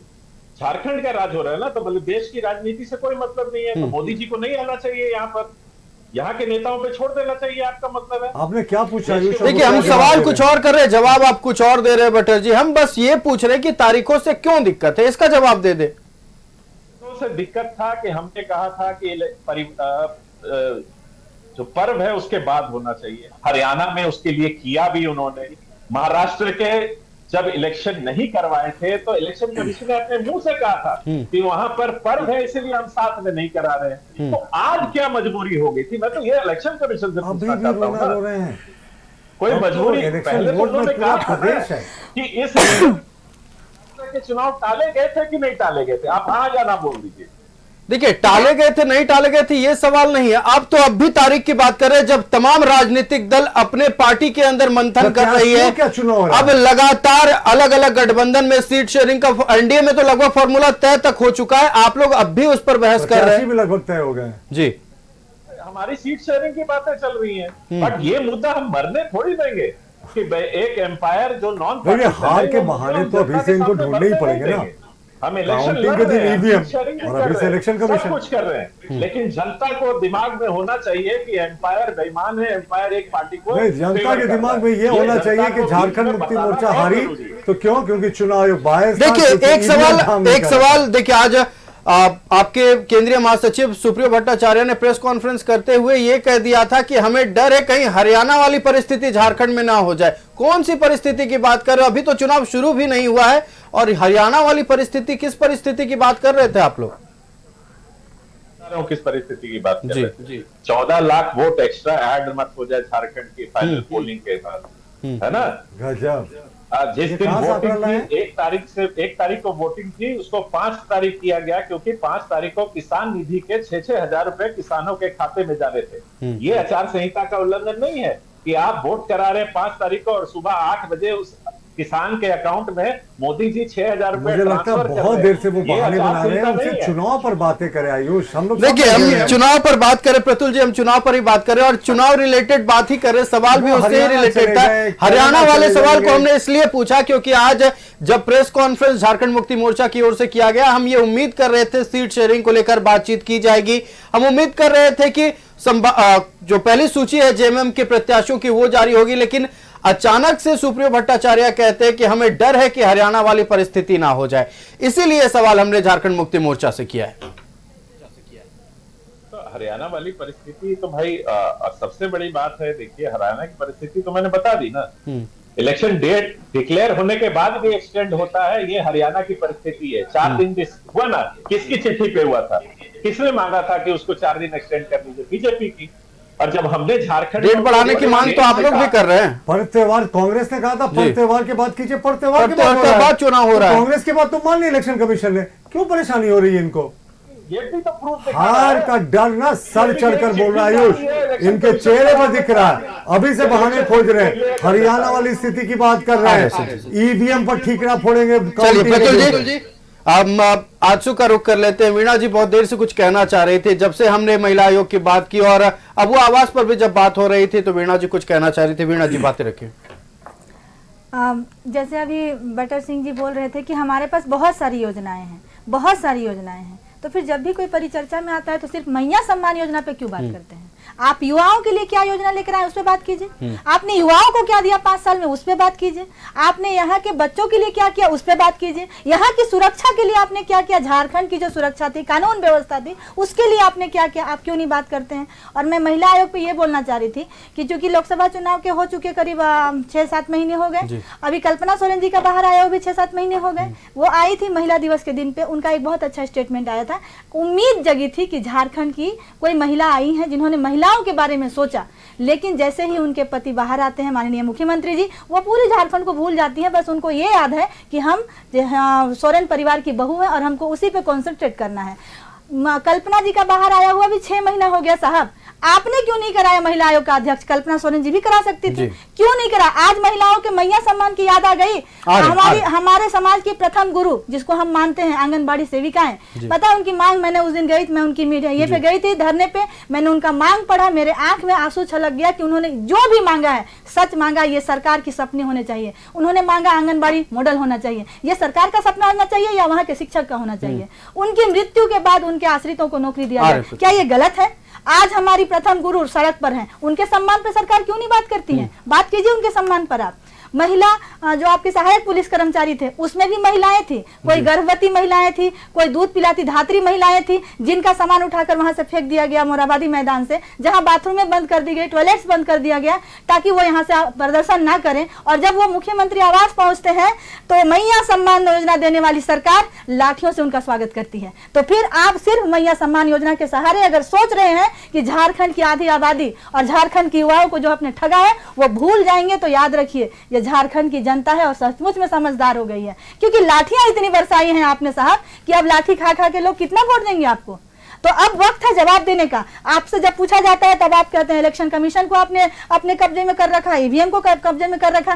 5 साल आपके पास था ना, आपने किन किन चीजों को कब्जे में किया? आपके पास मुख्य अभी पेट्रोल पंप वाली बात जो आई थी उसमें जो इन्होंने कहा कि लाल कार्ड देकर हम आपको पेट्रोल फ्री देंगे। आपको मालूम है ये 5 सालों में एक भी राशन कार्ड में अगर इन्होंने नाम जोड़ा है, एक राशन कार्ड में नाम नहीं जुड़ा। इस 5 सालों में कोई बच्चा नहीं जन्म लिया, किसी की बहू नहीं आई, कोई बेटी नहीं बड़ी हुई, आपने उसमें राशन कार्ड में नाम नहीं जोड़ा। आपने उल्टा क्या कैरी किया? हरा कार्ड बना दिया, उससे जनता को ठगा आपने। और अभी कल का नोटिफिकेशन आया है कि हरा कार्ड में राशन दिया जाएगा। क्यों? ये आपका आचार संहिता लागू हो चुका है। आप बताइए कि आप इतना ठग चुके हैं, फिर भी आपके तरफ से जो भी प्रवक्ता आते हैं हम लोग उम्मीद करते हैं कि आप एक अच्छा डिबेट में आए और अच्छे हेल्दी बातें बताएं, और हम लोग भी मतलब इस चीज को सुन के संतुष्ट हो कि सचमुच में हो सकता है हमारी गलतफहमी हो, लेकिन जो भी जवाब आते हैं वो उल्टे सीधे आते हैं। आप मुद्दों पे बात कीजिए कि आपने मुद्दों की बात की है, मैया सम्मान योजना की बात की है, मैंने राशन कार्ड को भी पूछा है कि आपने नाम क्यों नहीं जोड़ा, ये एकदम जेन्युइन मुद्दे हैं। चलिए संजय जी से हम बात कर लेते हैं। संजय जी, मैया सम्मान योजना की बात हो रही है, लगातार सत्ता पक्ष के तमाम नेता हर एक मंच से अभी जलसहियाओं का लास्ट इनका जो मीटिंग था जिसमें भीड़ जुटाने के लिए इन्होंने जलसहियाओं को बुलाया और 12,000 रुपए देने की घोषणा की गई, चेक तक बांटे गए, जलसहियाओं के अकाउंट में पैसा नहीं आया। इतना झूठ क्यों बोला जा रहा है? अरे आप किसी संवैधानिक पद में हैं, उस पद का तो ख्याल रखिए कि झारखंड की जनता के सामने ढोल नगेड़े बजा बजा कर आप इतने झूठ बोले जा रहे हैं। चलिए संजय जी से जवाब ले लेते हैं। मैया सम्मान योजना की बात, महिलाओं की सम्मान की बात, लेकिन आजसू पार्टी की ओर से वीणा देवी यह आरोप लगा रही है मौजूदा सरकार पर कि महिलाओं के साथ अत्याचार किया गया है, महिलाओं को ठगा गया है। सरकार सत्ता पक्ष की ओर से क्या जवाब होगा संजय जी? भारत सरकार सेंसस क्यों नहीं करा रहा है? भारत सरकार जातीय जनगणना क्यों नहीं करा रहा है? इस प्रश्न को कोई करना चाहता है? तो ये 5 सालों में मैं जब बात कर रहा हूँ थोड़ा सा सब्र करें। आप महिला हैं, आपका मैं बहुत इज्जत करता हूँ। आप जब बोल रही थी मैं बहुत ध्यान संजय जवाब रखें। देखिए, राजनीतिक संदर्भ में जब बात आप करते हैं तो आपको हमेशा देखना चाहिए बड़ी तस्वीर को। भारत की राजनीति में जिस विरोधाभास की बात हम कर रहे हैं वो सिर्फ प्रदेश स्तर पर नहीं है, पूरे देश में दिखता है। हमारे देश का सेंसस जो नहीं हुआ है तो आपको जानकर आश्चर्य होगा, दुनिया के सिर्फ 2 ही देश हैं जहां पर सेंसस नहीं हुआ है। डिकेडल सेंसस की मैं बात कर रहा हूं, उसमें से एक हमारा देश है। जातीय जनगणना की बात लगातार की जा रही है, एनडीए के घटक दल भी उसके पक्ष में है, उस पर भी कोई निर्णय नहीं लिया जा रहा है। तो राजनीति में जो राजनीतिक निर्णय की बात हो रही थी, लोकायुक्त, सूचना आयुक्त वगैरह वगैरह, ये सब राजनीतिक निर्णय होते हैं, इसके अपने संदर्भ होते हैं। आप इसके निर्णय को आप मंशा से जोड़ेंगे तब तो हम प्रश्न करेंगे हमारे प्रधानमंत्री जी से कि आप किसान विकास निधि योजना जो प्रारंभ किए उसमें आप सिर्फ 6,000 रुपए क्यों देते हैं, 500 रुपए प्रतिमाह उनको क्यों देते हैं? इससे बड़ा उपहास भारत के किसान का क्यों होगा, कैसे होगा? जबकि आपने लाल किले के प्राचीर से घोषणा किया था कि हम किसानों की आय को दोगुनी कर देंगे 2024 तक। तो आय तो दोगुनी नहीं हुई, लेकिन आप उपहास करने के लिए उनको मात्र 6,000 रुपए देते हैं वर्ष। आज भी एमएसपी में बढ़ोतरी हुई है, कैबिनेट का बढ़ोतरी फैसला की है। बात मैं नहीं कर रहा हूं, मैं उस उपहास की बात कर रहा हूं। और मैया सम्मान योजना में जो राशि आई है अकाउंट्स में, वो वही अकाउंट है जनधन योजना में खोला गया। तो जन का अकाउंट खुला लेकिन धन नहीं आया, तो हम लोगों ने धन दिया। और ये जो चूल्हा खर्चा ये लोग बोलते रहते हैं, वही 1,000 रुपया चूल्हा में भी काम आएगा। कहाँ पैसा चूल्हा में भी काम आएगा, लेकिन चूल्हा खर्च तो 2,000 रुपए आप लोगों ने वादा किया था, वो तो नहीं आया ना संजय जी। देखिए मेरी बात सुन लीजिए, जब आपके पास अवसर था, जब भी आपकी अपनी सरकारें थी, तो क्यों नहीं इतना प्रगतिशील सोच के साथ आप कोई ऐसी योजना लाए जिसमें आप महिलाओं के लिए कुछ कर पाए? भारतीय जनता पार्टी की ओर से तो ये कहा जाता है और बाकायदा 1 रुपए में जमीन रजिस्ट्री होती थी महिलाओं के नाम पर। ये प्रगतिशील सोच ये भारतीय जनता पार्टी बार बार कहती है। जमीन रजिस्ट्री को इससे मत जोड़िए। जमीन रजिस्ट्री और महिलाओं के अकाउंट में डीबीटी से राशि ट्रांसफर करना दोनों दो अलग अलग विषय हैं। जमीन रजिस्ट्री सिर्फ उनके लिए है जो उस श्रेणी में आते हैं जो भूमि क्रय कर सकते हैं, भूमि क्रय कर सकते हैं। क्रय करने की क्षमता कितने लोगों में है? जिस प्रदेश का 49% बीपीएल में आता है, वो जमीन कितना खरीदता होगा आप समझ सकते हैं। ये तो सीधे तौर पे शहरी परिवेश में, शहरी क्षेत्र में जो क्रय करने की क्षमता रखने वाली महिलाएं थी, उनके लिए ये बहुत लाभदायी एक योजना थी, जिसमें सरकार को राजस्व का बहुत नुकसान हुआ। मेरा ये मानना है कि ये जो नैरेटिव बनाया जा रहा है, ये नैरेटिव फाइनली किसके पास जाएगा? जनता के अदालत में जाएगा। कौन जनमत तैयार करेगा? बिल्कुल, जनमत तैयार कौन करेगा? निर्णय कौन लेगा? निर्णय लेगा झारखंड का गांव देहात। जी बिल्कुल, हर एक जनता, हर एक वोटर।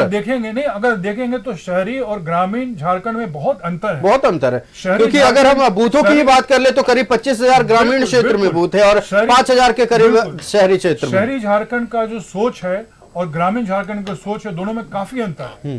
तो आप इस बात को मानकर चलिए कि ग्रामीण झारखंड इस बार मन बना लिया है कि वो उस राजनीति के धारा के साथ रहेगा जो हमेशा ग्रामीण झारखंड को मुख्य रूप से देखना चाहता है, प्रमुखता देखना चाहता है। क्योंकि झारखंड का जो बेसिकली बनावट है, सामाजिक बनावट है, उसमें जब तक आप ग्रामीण झारखंड को प्रमुखता से नहीं देखिएगा, बिल्कुल गांव का विकास होगा तभी देश का विकास होगा। तब तक झारखंड जो है।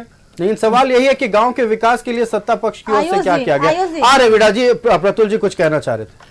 देखिए, मैं कह रहा था कि 1951 तक जो जनगणना होती थी उसमें आदिवासियों को इंक्लूड किया जाता था, लेकिन उस समय प्रधानमंत्री नेहरू जी ने आदिवासी को हटा दिया और वो कार्यवाहक प्रधानमंत्री थे। आप गूगल करके फैक्ट चेक कर सकते हैं।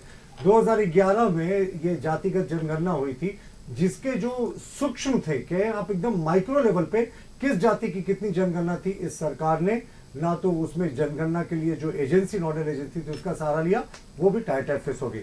और देखिए, आज जातिगत जनगणना की बात कौन करे? जातिगत जनगणना का मुख्य उद्देश्य होता है कि हम SC, ST और OBC को सशक्त करें।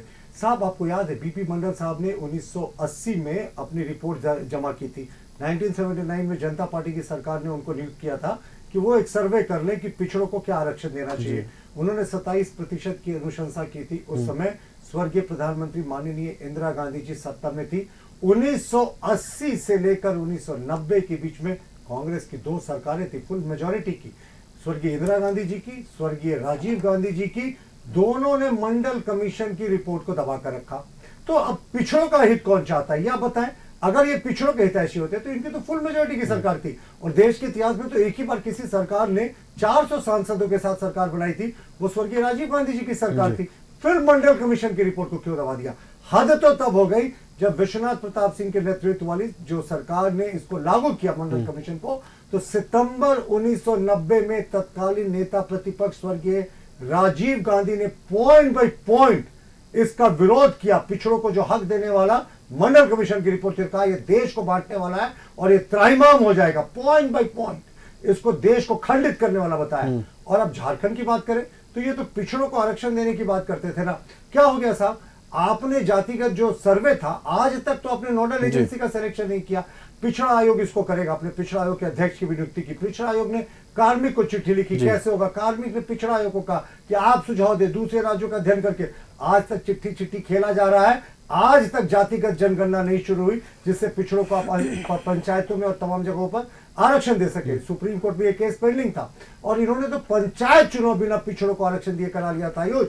और ये चोर दरवाजे से नगर निकाय का चुनाव भी कराने जा रहे थे, पर चंद्र प्रकाश चौधरी जी आजसू के सांसद थे, उनकी एक पिटीशन थी सुप्रीम कोर्ट में जिसमें वो कंटेम्प्ट हो गया कि कैसे आपने पंचायत चुनाव के समय एफिडेविट करके कहा था कि अगला जो भी लोकल बॉडी का इलेक्शन होगा उसमें आप आरक्षण देकर पिछड़ों को चुनाव कराएंगे, फिर आप कैसे करा रहे हैं? तब जाकर ये चुनाव रुका। तो ये तो पिछड़ों का अहित चाहने वाले लोगों की सरकार है। मैंने तो 1980 से 90 के बीच के मंडल कमीशन का रियलिटी रिपोर्ट बता दिया। इन्होंने जो सरना धर्म कोड था, मैं तो बार बार कहता हूं, 11 फरवरी 2014 को तत्कालीन जो आदिवासी कल्याण मंत्री थे, यूपीए सरकार के कांग्रेस के मंत्री थे वी किशोर चंद्र देव, उन्होंने सुदर्शन भगत जी के प्रस्ताव को खारिज करते हुए कहा था कि जो सरना धर्म कोड है वो प्रैक्टिकली फीजिबल नहीं है। ऐसे हजारों मांगे देश के अलग अलग धर्म कोड पर उठ जाएंगे, इसीलिए जो 6 धर्म है मुख्य, इन्हीं को रहने दिया जाए। ये पत्र भी मैं दिखा दूंगा। तो इनकी कथनी और करनी में कितना अंतर है ये आप समझ सकते हैं। ये पिछड़ा विरोधी सरकार है साहब। इनको जो, और ये जो 1932 के खतियान का बार बार चर्चा होता है ना, आज भी मुख्यमंत्री जी का मैं ट्वीट देख रहा था, 1932 का खतियान केंद्र सरकार ने रोक दिया। साहब बड़े भोले, बड़े नादान है आप। मुख्यमंत्री जी को एक बॉक्सशीट लिखना था, कार्मिक को नोटिफिकेशन जारी करना था, इसमें विधानसभा जाने की आवश्यकता नहीं थी, ना उसको केंद्र में 9वीं अनुसूची में भेजने की आवश्यकता थी। मुख्यमंत्री जी का लॉजिक क्या था कि साहब 9वीं अनुसूची में भेजेंगे तो जुडिशियल रिव्यू के बाहर हो जाएगा। 2007 के जो एक जजमेंट था सुप्रीम कोर्ट के चीफ जस्टिस सबरवाल साहब के फुल बेंच का, उसमें यह साफ था कि 9वीं अनुसूची में अगर केंद्र सरकार किसी चीज को डाल रही है तो वो भी जुडिशियल रिव्यू में आएगा। तो कहां आप जुडिशियल रिव्यू से बच रहे थे? आप एक साधारण सरकारी संकल्प से 1932 के खतियान को जारी कर सकते थे। तो आदिवासी मूलवासियों ने बड़े सपने देखे थे सरकार के साथ, मुख्यमंत्री जी ने सारे सपनों को चूर कर दिया। चलिए, तो कई गंभीर आरोप लगे हैं के जरिए बदला की सत्ता पक्ष पर, कई गंभीर आरोप लगे हैं। अब चूंकि चुनाव का वक्त है तो मूलवासियों की बात होगी, स्थानीयता की बात होगी, ओबीसी की बात होगी, अति पिछड़ों की बात होगी और आरक्षण की बात होगी। हर एक पहलू पर चर्चा करेंगे। हम चर्चा कर रहे थे आरक्षण के बारे में, हम चर्चा कर रहे थे मूलवासियों के बारे में, हम चर्चा कर रहे थे अति पिछड़ों के बारे में, जहां एक तरफ झारखंड मुक्ति मोर्चा, कांग्रेस और आरजेडी की गठबंधन वाली सरकार ये कहती है कि हम अति पिछड़ों के हितैषी हैं। हम आरक्षण की बात भी कर रहे थे, आरक्षण लाना भी चाह रहे थे, लेकिन मामला फंस गया। हम इस पर जवाब लेते हैं। हमारे साथ झारखंड मुक्ति मोर्चा से बटर सिंह देओल जी जुड़े हुए हैं। बटर जी, आप पर आरोप लगा, यानी आप पर, झारखंड मुक्ति मोर्चा पर यह आरोप लगा है कि आप अति पिछड़ों के विरोधी हैं। आपने आदिवासियों के लिए, मूलवासियों के हित में कोई काम नहीं किया है। आप बार बार हालांकि ये कहते हैं कि हम ओबीसी के लिए आरक्षण लेकर आए थे। सबसे पहले तो हमारी बहन जो बोल रही थी कि आंगनबाड़ी सेविक आंखों में आंसू आता है, तो रघुवर दास जी ने उनकी तनख्वाह, आंगनबाड़ी सेविकाओं की तनख्वाह 500 बढ़ाई थी और आंगनबाड़ी सहायिका की तनख्वाह 250 रुपए बढ़ाई थी।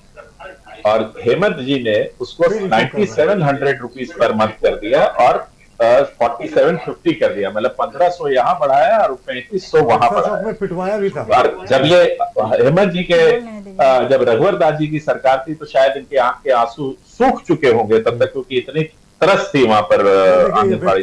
देखिए व्यक्तिगत ये बात है, देखिए व्यक्तिगत बात नहीं, हमने ये बात आपने कहा, यानी कि पार्टी पर कहा है, पार्टी पर ये आरोप लगे, सरकार पर आरोप लगे, आप आंसू सूख गए, आप उस वक्त पर जा रहे और व्यक्तिगत आप टिप्पणी कर रहे हैं। व्यक्तिगत आप पर भी कोई नहीं बोलता है। आयुष जी, अभी तो पहली बार इन्होंने मुद्दे पर जवाब दिया, देने दीजिए, मैं उनका जवाब दे लूंगी, उनको देने दीजिए। पहली बार किसी मुद्दे पर जवाब दे रहे, देने दीजिए जी।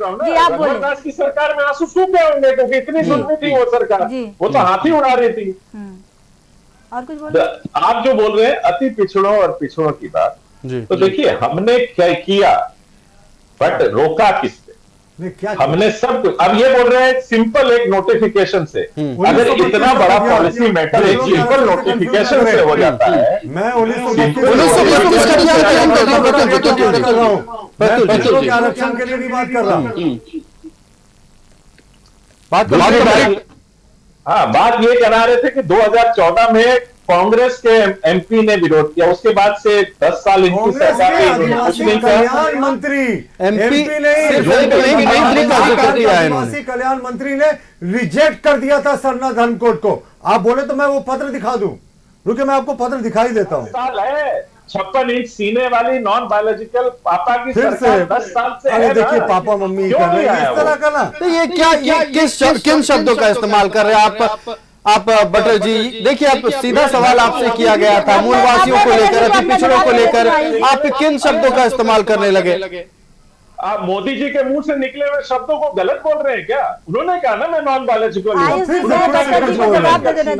मैं वीणा जी उन्होंने नहीं कहा। अब एक बार आयुष, मुझे बस मैंने सपना मैं दिखाता हूँ 11 फरवरी 2014 का ये पत्र V Kishore Chandradev, minister of tribal affairs and Panchayati Raj. बिल्कुल, अगर आप इसे फुल स्क्रीन ले सके आयुष तो आप दिखा सकते हैं कि उन्होंने रिजेक्ट कर दिया था इस पत्र के बारे में। धर्म कोड को रिजेक्ट किया था। सभी प्लेटफॉर्म पे ये उपलब्ध है, लेटर लोग देख सकते हैं बाकायदा। प्रतुल जी जवाब सुन लेते हैं। बदल लिया उन आदिवासियों को सूची से बाहर कीजिए, चलिए हम साथ निभाएंगे, पर इस पत्र का जवाब दीजिए अरविंदर जी। चलिए जवाब ले लेते हैं बटर जी से हम। बटर जी देखिए लगातार अति पिछड़ों की बात हो रही है, आदिवासियों की बात हो रही है, और आप जवाब में प्रधानमंत्री का बात ले आते हैं।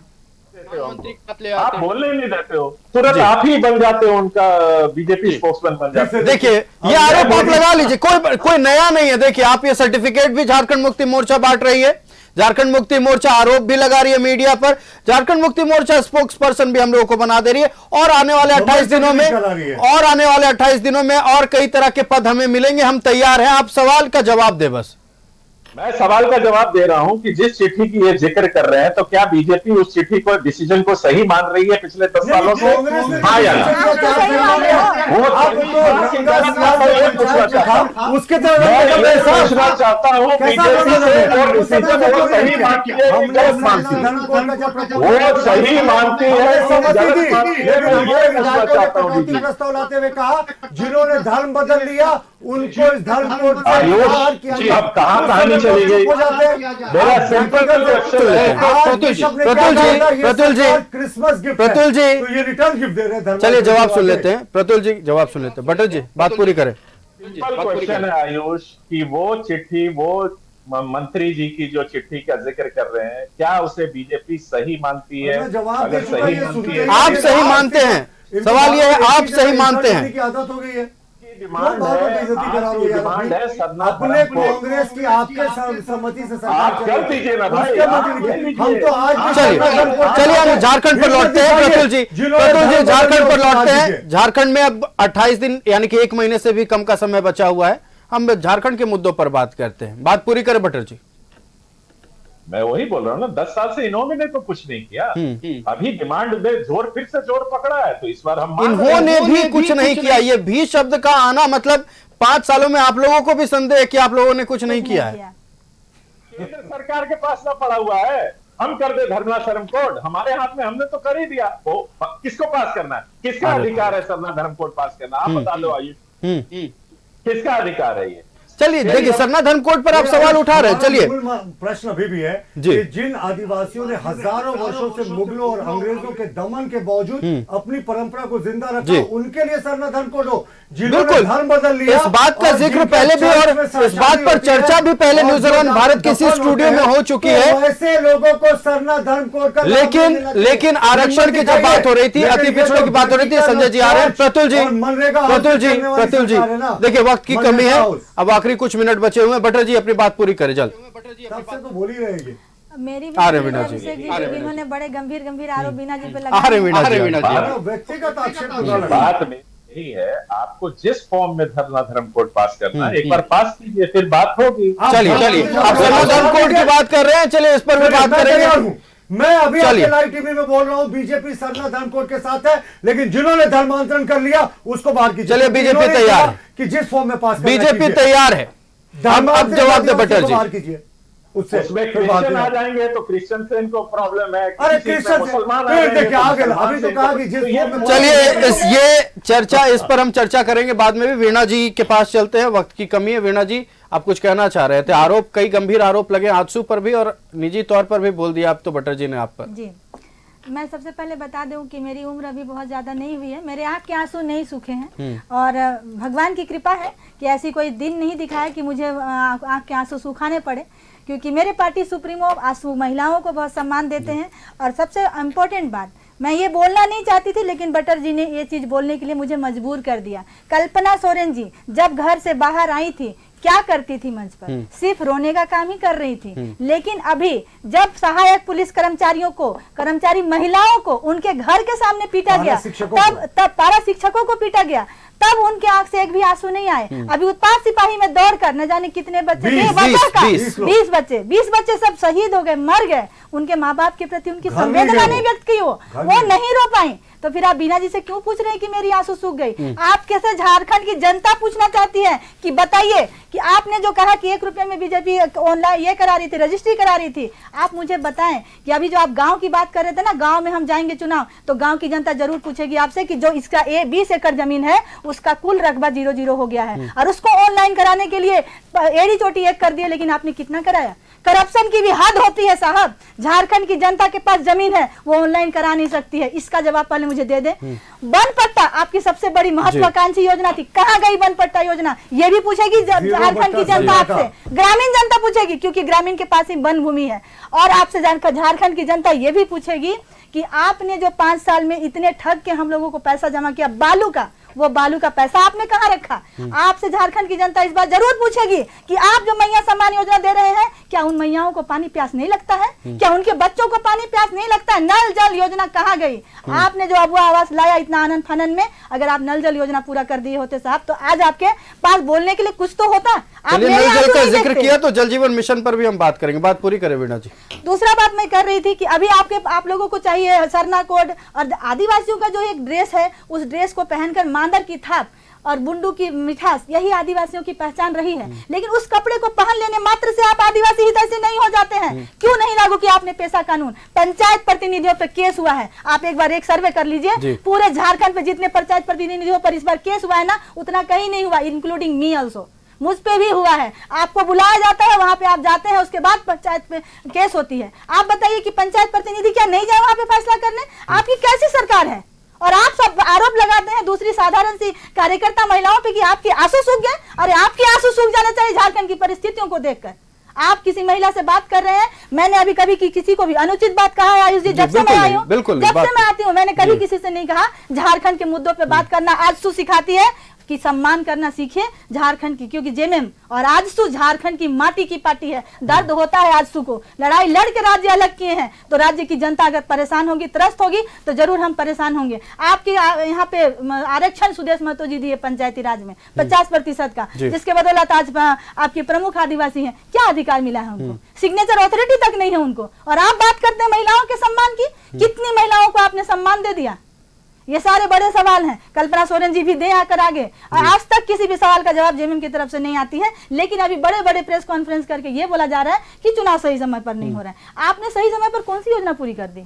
आपने योजनाएं लाई तो फिर अबुआ आवास पूरा कर देते जी। प्रतुल जी ने पूछा ना कि बताइए कौन सा अबुआ आवास में आपने एक उदाहरण बता दीजिए। नल जल योजना का एक गाँव दिखा दीजिए। नहीं, आप डेटा दिखाएंगे कि हमने इतना पूरा कर दिया, गाँव दिखा दीजिए ना मुझे। तो चलिए जवाब ले लेते हैं। हमारे साथ कांग्रेस से डॉक्टर संजय सिंह जी जुड़े हुए हैं। नहीं, मुझे जेएमएम से जवाब चाहिए, मुझे बटर जी से जवाब चाहिए। चलिए हम बटर जी से जवाब ले लेंगे। सत्ता पक्ष में कांग्रेस भी है, कांग्रेस से जवाब सुन लेते हैं, कांग्रेस का रुख कर लेते हैं। संजय जी देखिए, ये आरोप तो लगे, टिप्पणी से परहेज करना चाहिए। मैं इसे देखिए, मैं लगातार ये बोलता रहा हूं, पार्टी पर आवाज कीजिए, आप सरकार पर आरोप लगाइए, अपने विपक्ष पर आरोप लगाइए। आप राज्य में सरकार में है, आप केंद्र में विपक्ष में, आप केंद्र सरकार पर पूरे आजाद हैं आरोप लगाने के लिए। आपको जो कहना है, किसी पर व्यक्तिगत टिप्पणी नहीं कीजिए, सारे नेताओं के लिए, सारे प्रवक्ताओं के लिए, और वो देखिए महिलाओं के लिए हो या पुरुषों के लिए, किसी के लिए भी एक निजी टिप्पणी सरासर गलत है। और जब हम झारखंड के मुद्दों पर बात कर रहे हैं, जनहित के मुद्दों पर बात कर रहे हैं, हम फिलहाल रुख कर लेते हैं कांग्रेस का। संजय सिंह जी, कई आरोप लगे। देखिए, आरोप तो ये लग रहे हैं कि आपने जो घोषणा की थी वो पूरे नहीं हुए। अब केंद्र सरकार के जो योजनाएं थे उसे भी धरातल पर आप लोगों ने उतरने नहीं दिया, यह भी आरोप लगा। खास करके जल जीवन मिशन में पिछले दिनों हमने देखा जिस तरह से कार्रवाई हुई, आरोप लगा है कि इसमें भी बहुत बड़ा घोटाला हुआ है। संजोग से अवसर मिला इस राज्य का सेवा करने का जी, एक लोक सेवक के रूप में, और जब मैं उप विकास आयुक्त था दुमका का जी, तो मैं गांव में जाता था और ये जो जल नल योजना है उसके चमत्कार को देखता था। कैसे कुआं से चापाकल और चापाकल से कैसे नल तक की यात्रा हमारी महिलाएं तय कर रही थी। देखिए, सच्चाई जो ग्रामीण परिवेश में है वो हमेशा अधूरी रहती है, क्योंकि ये देश इतना बड़ा है और इतनी चुनौतियां हैं, इतनी गरीबी है और संसाधन और लक्ष्य के बीच में जो फासला है वो हमेशा घटते रहता है, ऐसा लगता है हम लोग को, लेकिन ऐसा होता नहीं है। क्यों नहीं होता है? इसलिए नहीं होता है कि हमारी आबादी हमेशा एक चुनौती देती है। बीपीएल का जो प्रतिशत हमने बतलाया आपको 49, लगभग आधा। आप देखेंगे पिछले दशक का आंकड़ा अगर निकाल के भी देखेंगे अपने गूगल से जी, तो लगभग वही है। हम लोग सेकंड पुअरेस्ट स्टेट है कंट्री के, बिहार के बाद। तो पॉवर्टी का जो पिछड़ेपन का कारण क्या है? आप भी 5 साल सरकार में रहे, बता दें। 5 साल नहीं, 30 साल से अधिक रहे जी। पॉवर्टी का जो इंडेक्स नहीं, इस 5 हम झारखंड के पिछले 5 साल का बात कर रहे हैं, हम झारखंड के बारे में बात कर रहे हैं। देखिए, पॉवर्टी का जो इंडेक्स है, बिहार में तो नीतीश कुमार जी की सरकार रही, लगातार रही, और नीतीश कुमार को सुशासन बाबू के रूप में कहा, मतलब उनका वही परिचय भी रहा है। उनको लोग उसी तरह से देखते भी हैं कि वो बहुत कुशल हैं एज ए प्रशासक, और बिहार को टर्न अराउंड किए हैं, बिहार का बहुत विकास हुआ है। फिर भी बिहार गरीबी सीमा रेखा से नीचे जो आबादी है वो सबसे अधिक वहाँ पर है, इसलिए वो देश का सबसे गरीब राज्य है। झारखंड का जो विरोधाभास है वो क्या है कि संसाधन संपन्न है जी, खनिज संपदा बहुत है, लेकिन सतह के ऊपर गरीबी है, सतह के नीचे खजाना है। अब एक बहुत बड़ा निर्णय हुआ है सुप्रीम कोर्ट का कॉन्स्टिट्यूशनल बेंच का ऑर्डर आया है। ऑर्डर बहुत इंपॉर्टेंट है कि हर वो राज्य जहां पर मिनरल है, वो मिनरल बियरिंग एरिया में जहां खनिज संपदा है वहां पर वो टैक्स लगाएगा। मतलब जैसे हम राजस्व लेते हैं, भू राजस्व लगान के रूप में भूमि पर। अच्छा, ये कांग्रेस के शासनकाल में नहीं हुआ था कि इसको जरा सुन लीजिए काइंडली, कहां हम जा रहे हैं आप समझिए जी। तो झारखंड, उड़ीसा और छत्तीसगढ़ में जो खनिज है, जब उस पर कर लगाने का, अभी तो हमारा जो वर्तमान सरकार है वो बिल भी पास करके राज्यपाल के पास भेज दिया है, ये एक्ट बन के आ जाएगा। बिहार सरकार ने एक अमेंडमेंट कर दिया था, उस अमेंडमेंट को हम लोगों ने चुनौती दिया है सुप्रीम कोर्ट में, उसमें सुनवाई चल रही है। अब जैसे ये लागू हो जाएगा तो आप समझ सकते हैं कि आंतरिक संसाधन झारखंड का कितना बढ़ जाएगा, अनुमान लगा सकते हैं, बिकॉज रॉयल्टी प्लस ये टैक्स से जो रेवेन्यू होगा। इसी पर मैं एक सवाल कर रहा था, इसी पर मैं कर रहा था कि क्या ये कांग्रेस के शासनकाल में नहीं हुआ था कि झारखंड का खनिज जिस दर पर, जिस टैक्स पर झारखंड में मिलेगा, उसी टैक्स पर गुजरात में भी मिलेगा, इसीलिए इंडस्ट्रीज यहाँ नहीं लग पाए? नहीं, झारखंड, देखिए कॉन्स्टिट्यूशनल बेंच का जो ऑर्डर है ये रिसेंटली सितंबर में आया है। आ रहे हैं प्रतुल जी। ये ऑर्डर अभी का ऑर्डर है, इसके पहले की बात मैं नहीं कर रहा हूँ, मैं बात कर रहा हूँ अभी की। और हमारा जो रॉयल्टी का बकाया है 1,26,00,000 रुपए जी, वो बिहार और आंध्र प्रदेश के विशेष पैकेज की तरह नहीं है। वो हम लोग कभी नहीं बोलते हैं याचक की तरह कि हमको दिया जाए, वो याचना नहीं है, वो हमारा बकाया है। सोचिए कि एक राज्य बोल रहा है केंद्र से कि तुम मेरे बकायेदार हो। सोचिए कितनी बड़ी बात है कि एक गरीब राज्य बोल रहा है केंद्र से, भारत सरकार से, कि तुम मेरे बकायेदार हो। गरीब राज्य नहीं है, इस पे आपत्ति है? नहीं, गरीब राज्य है। डेटा के हिसाब से अगर हम बात कर ले, गरीबी में हम दूसरे नीचे से दूसरे स्थान पर हैं। तो जी आ रहे हैं प्रतुल जी आपके पास, आखिरी कुछ मिनट बचे हुए हैं, हम प्रतुल जी का रुख करते हैं भारतीय जनता पार्टी का। देखिए 1,36,000 करोड़ बकाया राशि की मांग हो रही है और लगातार हो रही है। देखिए 1,26,000 करोड़ झारखंड की जो वाजिब राशि है वो तो झारखंड को उसका हक मिलना चाहिए, लेकिन सबसे पहले झारखंड मुक्ति मोर्चा और कांग्रेस को डिफरेंशिएट करके बताना चाहिए कि यूपीए के शासनकाल में कितना बकाया था। और उस समय तो इनकी डबल इंजन की सरकार थी, या हेमंत सोरेन मुख्यमंत्री थे, शिबू सोरेन जी कोयला मंत्री भी थे। जो मिनरल रॉयल्टी की बात होती है और जो खनिज से जमीनें चली गई उसकी बात होती है, तो उस समय का कितना बाकी था और इधर का कितना बात था। सुप्रीम कोर्ट का जजमेंट आया, इंस्टॉलमेंट्स में देने की बात है, सब कुछ सही है साहब, लेकिन ईमानदार सरकार होनी चाहिए। जब धनबाद जैसे एक जिले से ये सरकार के नाक के नीचे से 1,20,000 करोड़ का खनन कोयला घोटाला हो सकता है सिर्फ 2 वर्षों में। तो आप सोच सकते हैं कि यहाँ 1,26,000 करोड़ भी आ जाए ना, तो अगर भ्रष्ट सरकार रहेगी जैसी वर्तमान सरकार है तो इसका बंदर बाट हो जाएगा। यहाँ के अंतिम पायदान पर खड़े यहाँ के आदिवासी मूलवासियों को उनका हक नहीं मिलेगा। सबसे पहले इस सरकार को हटाना है, तभी ईमानदारी से आप यहाँ के जो अंतिम पायदान पर खड़े आदिवासी मूलवासी है उनको उनका हक दे सकते हैं साहब। और आप कैसी बातें करते हैं, आपने क्या कर दिया यहाँ के आदिवासी मूलवासियों के लिए, ये तो जरा जानने की आवश्यकता है ना। आपने जो बड़े बड़े वायदे किए थे उसका क्या हुआ? आपने तो लैंड बैंक की जो ये बात कही थी, प्रतुल जी, जल्दी पूरा करें, वक्त की पाबंदी हमारे पास। मेरा अंतिम में यही है, 2,60,00,000 लोगों को अपने वोट का उपयोग करना है। पैसा 1,26,000 करोड़ झारखंड का जो वाजिब हक है सुप्रीम कोर्ट के निर्णय के बाद आएगा, लेकिन आप इंश्योर करें ऐसी सरकार के पास आए जो ईमानदारी से इसका खर्च करे। ऐसी सरकार के पास नहीं आए जिसने 5 वर्षों में 2 लाख करोड़। आखिरी कुछ सेकंड्स बचे हुए हैं, हम अब झारखंड मुक्ति मोर्चा का रुख कर लेते हैं। भट्टर जी, आखिरी कमेंट। हमारी बहन ने स्पीच दिया, मेरा कहना सिर्फ इतना था कि इतनी फेरोसिटी से आप अपनी सरकार में बोले होते तो बहुत कुछ अचीव हो जाता, बट उस समय तो मुझे लगता है कि इनको अलाउड ही नहीं हुआ होगा कि जब सुदेश जी और देखिए अलाउड हुआ नहीं हुआ, आखिरी बात कर रहे हैं, चुनाव का वक्त है, अब पिछली बातों को कह रहे हैं, अभी क्या हुआ, आने वाले दिनों में क्या होने वाला है, इस पर बात करते हैं ना भट्टर जी। और अभी मुझे अलाउड है, मैं पूछ रही तो बता दीजिए आप। जब आपके पास शब्द नहीं होते ना तो ऐसी कंफ्यूजन दिखता है। लैंड रिकॉर्ड की बात कर रहे हैं ना कि डिजिटाइज हो गया, उसमें नाम नहीं चढ़ा, तो 2019 में रघुवर दास के समय 99% ऑफ लैंड रिकॉर्ड डिजिटाइज हो गए थे।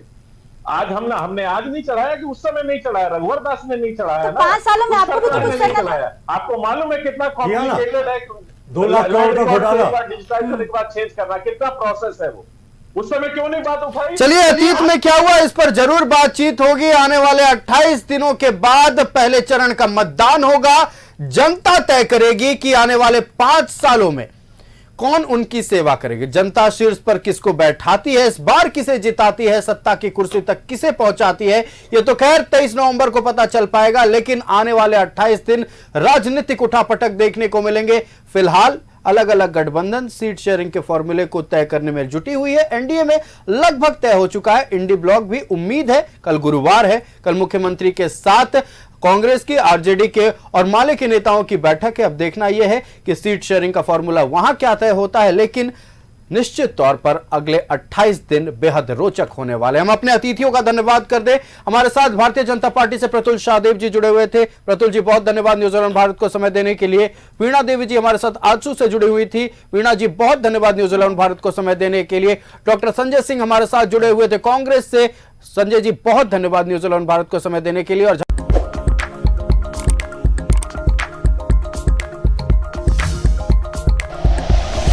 Like and share videos, subscribe करें हमारा चैनल और प्रेस करें बेल आइकॉन। न्यूज़ 11 भारत, सच है तो दिखेगा।